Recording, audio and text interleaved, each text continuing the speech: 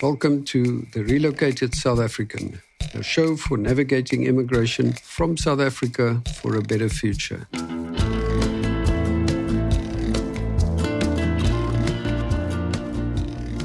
Today we're joined by Rogério Vieira.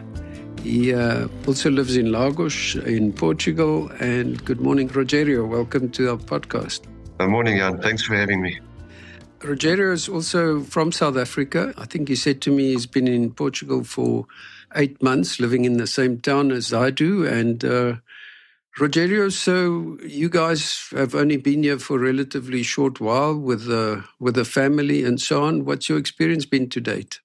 Yeah, the experience has been very good. It's very similar, reminds me a lot of South Africa, which we really enjoy. The sun is good. I think before we came here, they mentioned that it's cold in Europe and Portugal is cold, but the Algarvian experience is completely different. Yeah, we came here, we decided to take a move early in our life. I think I'm early in my 40s and the kids are still small. We've got a lot of kids. We have 5 children and the oldest is now turning 12 and the youngest is 5. So we decided to get them into the schooling system here because, we thought there's a better opportunity and maybe financially it'll work better, after all the challenges back home. And yeah, so we've got them into the schooling system, and we're pretty happy. We think that on the long run it can be very rewarding, if I can say it like that. So I think basically more for the kids, we decided to make this move. Lots of people decide to maybe, if they want to immigrate, go to Australia or New Zealand, the UK, wherever it can be, Dubai, wherever. We decided to come here, fortunately, because I have Portuguese citizenship and the kids have too. And my wife is in the process of getting that. So, yeah, it's been a tremendous experience. My wife is South African and I'm South African Portuguese. So that's our goal. Our goal is to get her citizenship and her European passport. And if things don't work here in 2 years' time or whatever, at least we've secured something. And we can always go back to South Africa. We love South Africa. We don't have issues with South Africa. It's a bit complicated, but you'll understand what I mean. Absolutely. Thanks, Rogério. Yeah, I think it's, obviously with what's going on worldwide now politically in America and all the noise about South Africa, I think we're finding a lot of people are starting to ask questions, should we not leave? As you said, I think a lot of people are finding that they want to secure some kind of future for their children and then maybe go back. I think that's always a possibility. And I guess that's what you guys are saying. In terms of the kids having grown up mostly in South Africa or having grown up in South Africa and probably being English and Afrikaans speaking, how are you guys finding them coping with the language here in Portugal? Okay, well, we had our kids on the online system because they were in Afrikaans schools, and then we put them online teaching and it went to English. So we only recently put them in the Portuguese school now 4 weeks ago. So it's too early to tell. But they are picking up on the Portuguese. I think the twins that are 5 years old, they're picking up very quickly. I think they're starting to have conversations with people. And yeah, if the younger they are, I think they pick it up quite easily. Us older people, it's a bit more difficult. It's not an easy language, if I can put it like that. Ask me. I'm sure you have experience on that. How long have you been here for, Jan? We now, 1st of February, we've been here 2 years in Portugal. But remember, we left South Africa in 2020 and we lived in France. So I can speak French, but I'm afraid I've given up on the Portuguese. My wife is still doing lessons, but I find the Portuguese, even though it's a Latin-based language, I just find the pronunciation and nuances very, very difficult. So I can say bon dia and como está.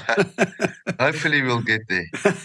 But you obviously Portuguese citizen. Did you learn Portuguese growing up? Oh, well, my parents or my dad immigrated in the early 70s when he was 15 years old. So one of the last shifts that he worked in Madeira was he was carrying a bag for another player because he stayed very close to Santa Serra, which is the golf course that he went to go and work as a kid. He was 14 years old or so. And it was the quarterfinals, I think, of the England versus Portugal soccer match. And the TVs in 1966, that was the time, had just come out. So they only had a TV in the clubhouse at that time. So the caddies said, listen, don't park outside there because the caddies weren't allowed to come inside. They said, come and watch the game, yeah. Portugal's winning 1-0 and it's the second half. So it was a big thing, and Portugal eventually lost against England 4-1. I think that was around about the score my dad was telling me. I still remember. And so England won that World Cup. But then soon after that, a couple of years later, he came to South Africa where he first went to Rhodesia. He worked there as a chef. And then he went to South Africa. From there, he got a permit to go to South Africa. So I was born in 81. By that time, he learned how to speak English. They couldn't speak English by then, you see. So once they learned how to speak English, like everyone else, I'm sure then the kids, they lost out on the Portuguese. Well, I did. So I speak very little Portuguese, not enough. Okay. Yeah. Okay. Just to share some stories there. That's fascinating. So was he, I know that you're a keen and good golfer. Was your father also a good golfer in his day? Yeah, he was a good golfer, but he was always into business, so he didn't have much time for golf. Okay. But he would always practice his swing with a broom in the shop or with some tool in his hand. He'd practice his swing somewhere. Yeah, he was a good golfer.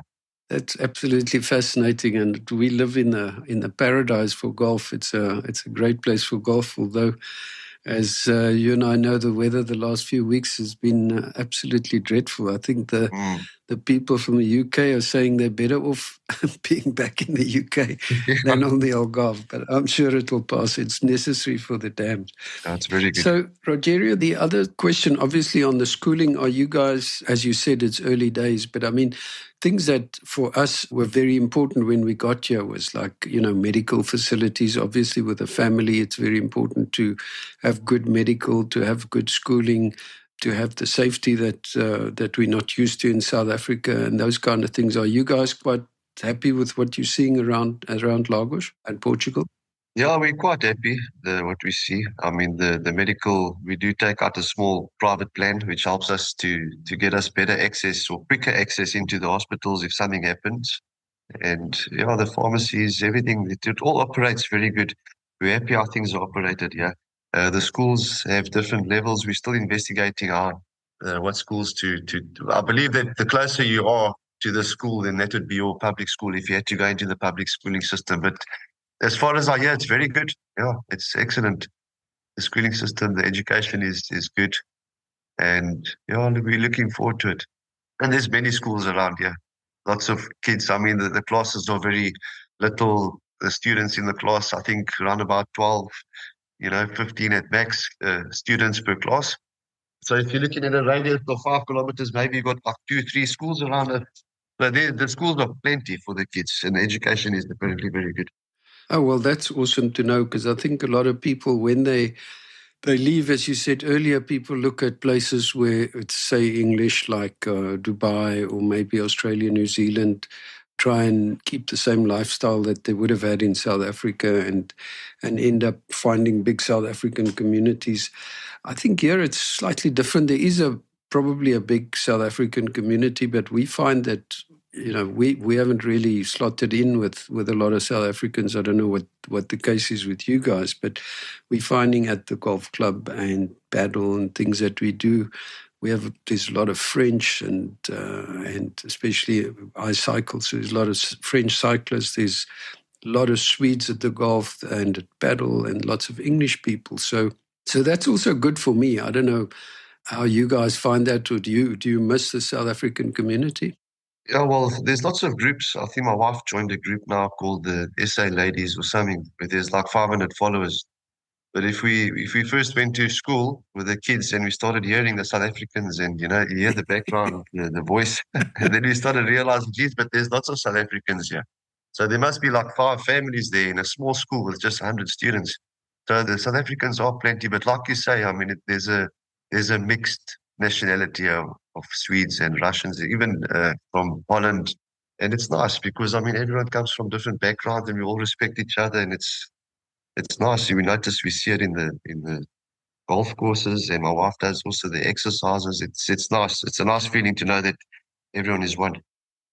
Absolutely. That's what we find fascinating. And I think the thing that I like about this change, obviously we're a lot older, so we don't have the kids at school and that kind of thing. So we're more into the communities of retired people. But It's just fascinating, all the stories. Everyone has a story where they come from and what they've done and what they're doing and where their families are. So I really enjoy the diversity of what we have here. And, in our case, our children left South Africa fairly early on. I have a son in America and a daughter in Ireland, and my wife's daughter is in Isle of Man. So we kind of put ourselves in Europe to be closer to the kids. But we really, I must say, I don't think I'll ever leave Portugal. I would never say never, but for us, we like the lifestyle. It's similar to where we lived in Stellenbosch. The climate is fantastic. The people are friendly. I don't think having lived in France, I've ever come across friendlier people than in Portugal. Oh, that's wonderful. Really, that's nice. And we enjoy the food and the restaurants. There's so many. I think Lagos has 600 restaurants alone. So there's plenty to do and to see. And the scenery out, the beaches, and just nature. It's an awesome place to live. So we are very happy. And I'm glad to hear that you guys are happy. When you said earlier on, if it kind of doesn't work out, you'll probably go back. Do you see that as a real possibility? Yeah, look, I think if we're looking at work-wise, I'm looking for work at the moment, and if it doesn't filter, then there is a possibility we could come back. It'll never be the same because we'll always think about what we had here or how it is here. So hopefully, but we have to be positive and just give it a bit more time and then see. But there is always the possibility of going back to South Africa, yeah. And do you guys still have family, brothers and sisters in South Africa? Yeah, I've got a sister there, and she's got 2 great-grandchildren already. Well, the second one is on the way next week. And then that's all I have. My wife's sister is in Canada and with her family, and then it's just my mother-in-law that's back in Welkom in South Africa. Okay. Otherwise, it's aunts and uncles, but, it's distant family that is still there, not close family. So, yeah, that's all that we still have there. I think that my mother-in-law would come here, and it would be better, but she's in a relationship, so eventually, we'll see. That would be nice if we could have the grandmother here with the grandkids as well. Yes, I can imagine. And in terms of looking over the last 8 months and what you guys have done and how you got here, is there something you would have done differently? I think what we've done, we've done conservative. So, everything has been perfect. I think I wouldn't change it for how it's been. I think I'm happy with the progress that we have made. And like you say, the people are very friendly and everything has just fallen into place. There's only certain areas that becomes difficult is the language barrier. Like my Portuguese is very little. And I think if it would be a great advantage if your Portuguese was better than for work conditions and all of that. Yeah, but otherwise, we're happy with the outcome that we've been here in the last 8 months. I guess with your spelling of your name and your surname, people probably immediately start, but they also start speaking Portuguese to you. Yeah, it helps a lot. It is getting better, I tell you. Bit of practice, doing good. The other question, I asked the question about would you have done something differently? Yeah. To give you an example, when we left South Africa, we lent our ears out to people who had immigrated before, and they said, you must take your furniture. You don't get the same quality of furniture when you leave and you move overseas. Oh, my word. We took a 40-foot container, shipped it to France, and donated it in the end. It was the biggest waste of money that we've ever done because a simple thing, we found that the furniture didn't fit. European houses are so much smaller to South African houses. We had these massive couches and things. Yeah. So on things like that, did you guys just come and start afresh here? Yeah, we did start fresh here. We thought it was too expensive to ship it over. So we had the opportunity of where we stay now in Boa Vista, the contact details of the interior designers or whatever you call them, that gave us good advice on what furniture and catalogs and prices and all of that. So in comparison, it was cheaper to buy it here. We would have made a very big mistake to take our furniture. I know it's sentimental to have your furniture back home, but after speaking to a few people, like you've said, it's not worth it at the end. And it also gets damaged from the shipment and that. Yeah, absolutely. Yeah, so the furniture was obviously a big thing for us. I must say that It cost us a lot of money. I think we made somebody happy in France when we donated it, because there's absolutely no value in second-hand furniture. You mentioned something that obviously with you and your kids having European citizenship is pretty easy. Have you guys found it quite difficult converting or getting your wife's passport and citizenship done? Yeah, look, there's going to be a wait. I think they mentioned a year and a half to about 3 years, but we do have an advantage on this. The reason why I say this is because when we got married 11 years ago, we registered our marriage in the Portuguese council. So that makes it a lot easier. I think if you register your marriage on the European Council, 5 years before, then it makes it a lot easier. Then the process speeds it up a bit more. Okay. But we haven't heard any feedback yet of the biometrics that she'll have to take. Okay. And but the process is there. So it's up to the government on how long it takes. But you also have to go through that AMA process. I'm not sure of the AMA. AMA is the agency that dealt. What I know is a lot of South Africans are battling with this. There's a group called South Africans Helping South Africans in Portugal. I don't know if you've come across that one. Oh, okay. No. It's worth joining. It's a guy called Steve Robinson. He's got 25,000 members in Portugal, and they deal with all these questions. He's got a gazillion files about all the issues that are related to immigration and just general information. It's actually a very useful Facebook group to join. And they often talk about people like yourselves where there's a family reunification, I think they call it. Yeah. So it's worth considering looking at that. But that would be for the grandmother or for the last member of the family? Or the wife. I think even for your wife. Yeah, I think so. He's got files on it because I think you have to make appointments with this AMA. It's a bit of a nightmare to get in with them because that changed. It used to be called the SEF and now it's called AMA. And, when the government changed. So it's a bit of a nightmare. Yeah, with buying the property and then obviously the financing that had to take place and the transfers and all that, we went through a lawyer. Okay. Like I say, with Boa Vista Gold Resort, they have the resources for all these things and they appoint you the best lawyer, that works with them. And, so you got all these advantages. And this is the guy that's helping us as well with my wife's citizenship. So I'm not sure what process he's gone through, but Okay. No, well, that, as I say, it's just some people that I know are battling to get these appointments and so on with the red tape. I think they are mentioning it on all the groups. But we asked the lawyer last week, and he mentioned something about a D7 visa. Yeah, this is the thing. If, as I say, just for information, if you go look on that group, that South Africans Helping South Africans on Facebook, they talk a lot about the D7. My brother's just applied. He just got his D7 approved, and it's, I understand it's like a retirement visa, and that's, the process that you have to go through for those biometrics, and then you get a 2-year residence card. I think it may be different because you're already a citizen and your wife. I think it's different.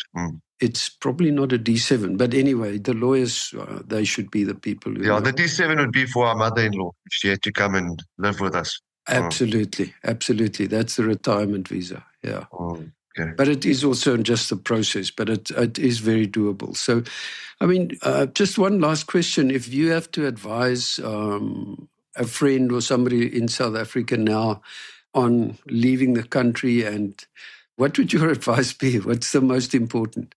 Yeah, look, I think having a profession is the first and utmost important thing. I believe that there's lots of challenges because my mother-in-law is also a teacher for over 44 years, and she's helping out now at a local school, and the schools are falling apart. The teachers are leaving, and so the ongoing question is how long will the South Africans survive with the education that they have for their children? And so I think if you've got a profession and if you want to try Portugal, it's a fantastic place to come and teach. Even if you have any other professions in handiwork or construction or whatever the case may be. I can't speak for Algarve in total, but Lagos, from where you and I are in young, you can see for yourself that you don't need much Portuguese to do business here if you have a profession and if you can just get a head start, So yeah, there is opportunities here. It's a very English welcoming community that they have here, and it's a fantastic community from all parts of the world. So if you want to take a calculated risk, then it's worth it. Take a chance, then come here and have a look. I think it'll be worth it. That's awesome. Well, Rogerio, thank you so much. Thanks for chatting to us. I think it just gives people a different insight as well. And I wish you well, and I'm sure we'll see each other a lot around the golf course. So thanks a heck of a lot for joining us today. And we're playing in the morning tomorrow together. we hope. We'll catch up. Our tee-off time is 7:40 in the morning, so we are playing together. Okay, cool. So they've changed it off. We'll see you there. Thanks, Jan. It was nice. Thanks for having me.